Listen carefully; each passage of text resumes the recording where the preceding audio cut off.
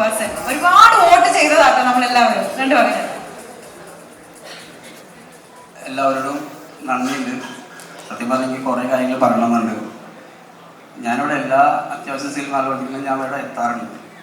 അപ്പോൾ ഞാൻ കൂടുതലും ആ ക്യാമറയുടെ ബാക്കിലേക്ക് ഞാൻ നിൽക്കാം. അപ്പോൾ അതിനെപ്പറ്റിയൊക്കെ ഒന്ന് കാണാൻ എല്ലാത്തിനും വേണ്ടിയിട്ട്.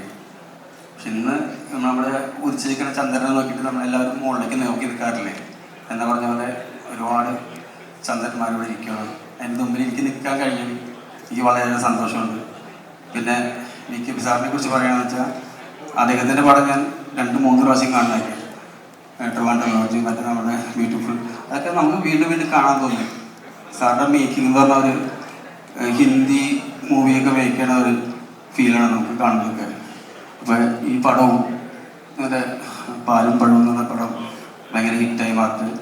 പിന്നെ മീന ജാസ്മിൻ നമ്മുടെയൊക്കെ ഒരു ഫേവറേറ്റ് ആക്ടറാണ്.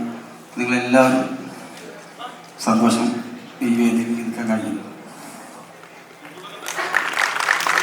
Yes, ladies and gentlemen, അത് നമ്മുടെ സ്വന്തം ജിന്നപ്പനായിരുന്നു for us on the stage. നമസ്കാരം. ആദ്യമായിട്ട് എൻ്റെ ക്ഷണം സ്വീകരിച്ചുകൊണ്ട് ചേർന്ന എല്ലാവർക്കും സ്വാഗതം. അത് മാത്രമല്ല, lot of respected directors and actors are here, so I'm slightly nervous, but film is the one that should speak. അപ്പോൾ ഈ സിനിമ സംസാരിക്കും എന്ന് വിശ്വസിക്കുന്നു, കുറച്ച് വിശ്വസിക്കുന്നു. ഇനിയെല്ലാം it's all only we can do the film, rest is not in our hands, so we are hoping and we are praying that the film do well and get good opinion about the film. Thank you. ഈ ഒരു നിമിഷം എനിക്കറിയാം, എന്നോട് പറഞ്ഞു എന്നോട് കാര്യമായി ഒന്നും നീ ചോദിക്കരുതെന്ന്.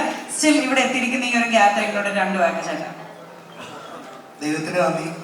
എനിക്ക് ഇവിടെ നിൽക്കാൻ പറ്റിയത് ഞാൻ വലിയൊരു ഭാഗ്യമായിട്ടും എൻ്റെ കഷ്ടപ്പാടും എൻ്റെ കൂടെയുള്ളവരുടെ കഷ്ടപ്പാടും എൻ്റെ പപ്പയും മമ്മിയുടെ പ്രാർത്ഥന എല്ലാം കൊണ്ടാണ് എനിക്കിവിടെ നിൽക്കാൻ പറ്റുന്നത്.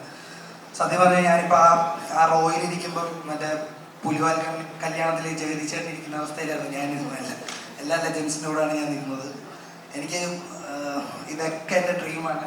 ഞാൻ അതെല്ലാം ചെറിഷ് ചെയ്ത് ഞാനിപ്പോൾ അതെല്ലാം എൻജോയ് ചെയ്തുകൊണ്ടിരിക്കുകയാണ്. എനിക്ക് കൂടുതലും സംസാരിക്കാനില്ല. പക്ഷേ ഞങ്ങൾ ഈ സിനിമ വളരെ സത്യസന്ധമായി ചെയ്ത നല്ലൊരു സിനിമയാണ്. ഉറപ്പായിട്ടും ഇത് തിയേറ്ററിൽ വന്ന് കണ്ടു കഴിഞ്ഞാൽ നിങ്ങളെയൊക്കെ ഇഷ്ടപ്പെടുന്ന ഒരു സിനിമയായിരിക്കും.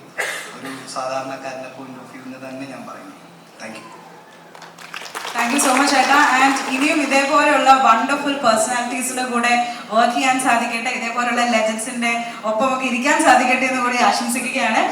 ഇനി എനിക്ക് സ്വാഗതം ചെയ്യാനുള്ളത് ഒരു